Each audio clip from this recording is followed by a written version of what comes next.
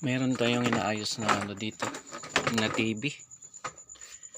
Yung brand niya ay Samsung 32 inches. Ito yung main board niya at saka ito yung power supply. Yung sabi ng may-ari ay wala siyang power, tapos medyo may katagalan din itong hindi na nagagamit. Meron din siguro mga 2 taon na hindi niya nagamit, ngayon na pa napaayos. Ngayon ang ginawa natin ay nag-trace tayo dito sa power supply kung meron siyang voltahe. Kompleto naman yung supply niya, pero kung i-power on natin ay wala siyang power, ayaw niya gumana. Ngayon ang ginawa natin, tinanggal natin ito, sinubukan nating tanggalin yung linya dito sa main board niya.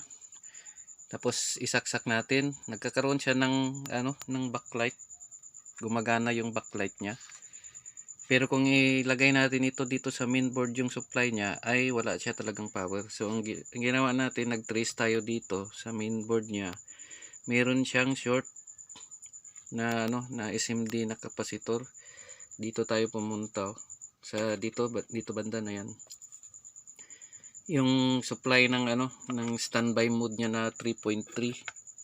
Ito yung nagsusupply ng 3.3. Pumupunta siya dito sa diode. Ngayon ito may capacitor ito. Tinanggal natin kasi short siya. Yung ganito siya, yung brown. Tinanggal natin. Ngayon sinubukan nating i-power on, ay wala pa rin. Wala pa rin siyang power. Meron pa rin siyang short. So naghanap ulit ako ng ng short na kung saan yung nagiging sani na hindi siya mag-power. Ngayon nakita ko dito na naman guys. Dito sa tabi lang ng linya ng supply niya. Ayan, may short dito na 2 SMD na capacitor. Tinanggal ko din yan. Dito siya may capacitor yan. Tinanggal ko. Ngayon sinubukan kong i-power on, ay nagkaroon na siya ng power. Gumana na siya. Ngayon ang problema na naman ay yung sa screen. Kasi nagkaroon na siya ng power. Ngayon ang picture niya ay nagpi-freezing. Hindi gumagalaw. Lalabas lang siya sandali, tapos hindi na siya gagalaw. At mga ilang seconds lang ay nagba-blackout siya. Umiitim yung yung screen. So ang ginawa natin, nag-trace tayo dito ng kung may supply ba dito sa tiko niya. Andiyan, ito yung fuse na to. Hindi dumadaan yung yung wala siyang supply na 12 volt. Yung 12 volt niya ay bumababa ng mga 1.9, 1.6. Ganyan lang yung niya, yung supply niya. Kaya namamatay yung yung screen. Yung ginawa natin, tinanggal muna natin itong flex cable niya. Tinanggal natin yan, saka nilinis natin. Yan, nilinis natin ito. At saka dito din.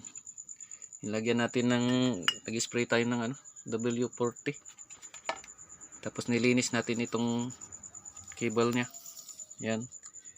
Ngayon sinubukan nating i-power on, ay gumana na siya guys. So tingnan natin. Isaksak natin itong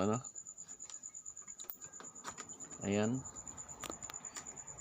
So nagkaroon na siya ng backlight. Tingnan natin dito sa ilalim kung meron na siyang, ayan, gumana na siya. Lagyan natin ng ng video. May player tayo dito para masubukan natin kung okay nang nagiging picture. Ayan. So tingnan natin. Ayun, meron na siyang picture. Ang problema lang nito guys, meron siyang may guwit siya. So hindi na natin yan matatanggal kasi nasa panel na yan. Sa katagalan din itong nakatingga, ganun na siguro nangyari dyan sa screen niya. Pero magagamit siya. Okay pa rin yung nagiging picture. Mag-play tayo ng kung okay na yung picture, kung tatakbo siya. Ayan. Meron lang siyang mga guhit-guhit na maliliit. Pero okay siya. So ayan. Ngayon, ang problema na naman ito, okay na yung picture niya. Ito yung speaker niya. Ayan, butas. Butas itong speaker nyo. Puro siya damage. So maghahanap tayo dito ng mga spare natin para mapalitan natin yan at tumunog. Nandito yan siya nakalagay. Yung speaker niya. So ayan guys, yung share ko sa inyo, lalo na sa mga baguhan. Baka mayroon kayong TV na ganito, ganitong brand siya, ganitong model. Tapos yung sira niya ay no power. Baka makakatulong itong ginawa ko. So sundan nyo lang kung saan yung banda yung nagiging sira. Nandito at saka dito. Ayan. So ayan na guys, nagiging okay na siya. Ayun. Tinanggal na natin kasi yung linya ng video. So salamat sa panonood.